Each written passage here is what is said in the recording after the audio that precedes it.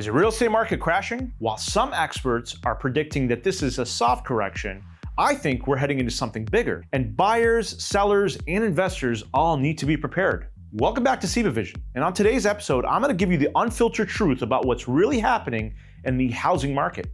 Let's start with the numbers that are getting harder to hide month after month. Inventory is quickly rising, and days on market are up significantly, in some areas more than 100%. Price cuts are becoming the new norm now, not the exception. Buyer demand is cooling fast, and not just because of rates, but also because affordability is out of reach for many folks.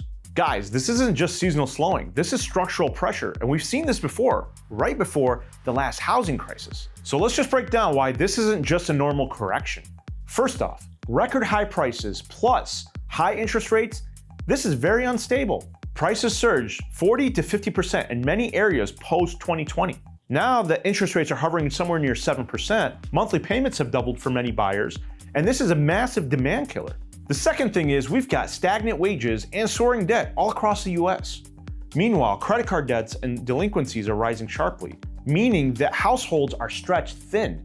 And thirdly, this is something nobody's talking about, but institutional buyers in some sectors are actually exiting the market quietly. You've got big investors like BlackRock or even iBuyers like Open Door that are either slowing down their purchases or unloading inventory. Why? Because they see the writing on the wall. They know something's coming. The signs of distress are building, and here's what really worries me. Foreclosure activity is slowly rising again, especially in lower income zip codes. Mortgage applications, on the other hand, are at historical lows. Home builder sentiment is dropping sharply, and some national builders are even giving huge buyer incentives. Homeowners with ARM loans or adjustable rate mortgages are about to see sticker shock with payments in 2025 and 2026. Remember when they all refinanced at the lowest refinancing period of 2020 and 2025? Well, get this, most ARM loans have a term of 5 years, and when they adjust big, making the payment sometimes astronomical.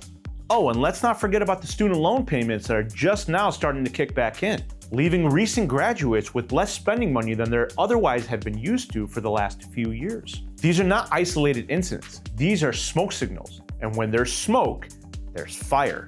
What a crash might look like. Let's talk about this for a minute, because I want to be clear. I'm not saying that every market will act the same way, but here's what I think is possible. In the overheated markets, you might see somewhere between 15 and 25% of price drops. You might also see stagnation or slowing decline in stable suburban areas. You might also see major pains in luxury and investor-heavy pockets. We're probably already seeing that now. And the sellers will panic when they see job losses and economic slowdowns at the same time. Guys, this is the delayed correction.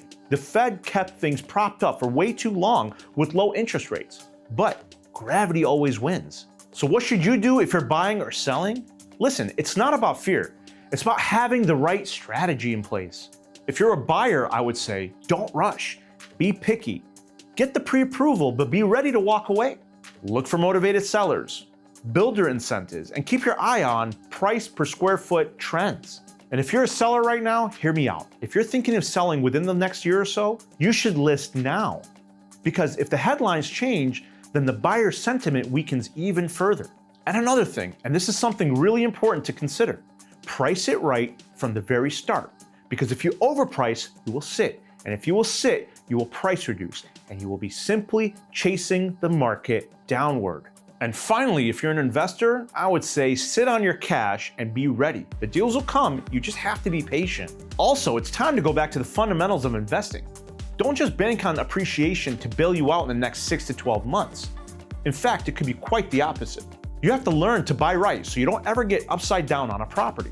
Remember, 90% of the profit is made when you first purchase, so keep that in mind. Look, we're not in 2008, but we're certainly in a fragile market with dangerous fundamentals. And if things continue down this path, what we're thinking could be a correction today may be remembered as a crash tomorrow. Now, all that said, I need you to remember one thing, that things can change overnight. With the snap of a finger, we can have historically low interest rates all over again and be right back in the same market we saw in 2021, where the buyer demand was increasing and we didn't have enough houses to supply them.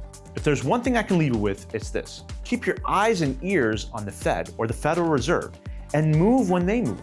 That way you're swimming with the tide and not against it. Anyway guys, if this episode helped you see the market more clearly, don't forget to like, share, and subscribe, and leave a comment down below. Let us know if you're seeing shifts in your local market. Also, if you're thinking about real estate and need any help at all with these uncertain times, let's get connected. I got an awesome team of agents that are highly trained, that are ready to help you navigate the deep water so you don't have to go at it alone. So let's connect at SibaRealtyGroup.com/SibaVision, and I can't wait to hear from you. I'll see you all in the next video.